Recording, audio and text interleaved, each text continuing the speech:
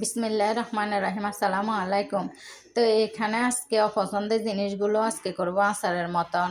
তো এই ব্লেন্ডার করে নিতেছি পেঁয়াজ, রসুন, আদা, তারপর এটা কি যে ভুলে যাই, সরিষা, পেঁয়াজ, কাঁচামরিচ এগুলো ব্লেন্ডার করে রাখছি। তারপরে যাই এখানে পাঁচফোড়ন দিছি, তেজপাতা, দারচিনি দিয়ে কিছুক্ষণ লাড়িয়ে এবার পেঁয়াজ গোড়া গোড়া রসুন লাল লাল করে ভাজি করি। তারপরে চামড়া চুমড়া এগুলো দিয়ে দিছি। এবারে হলুদ মরিচ লবণ দিলাম।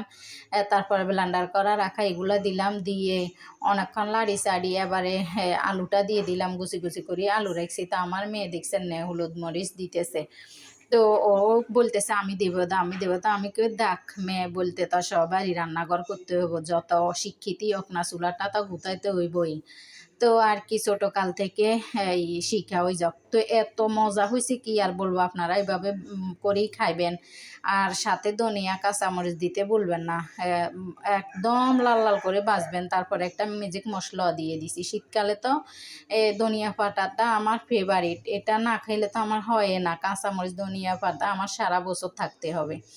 এই জিনিসটা আমি কাঁচা খাই, শুকনা খাই, ফাঁকনা খাই, যা মোট কাঁচামরিচ আমার আছে যেটা সেটা আসলে তো খেয়ে ফেলতেছি। দেখছেন না রান্না করি আর তর্স হইতেছে না। তো সবাই ভালো থাকবেন। আল্লাহ হাফেজ।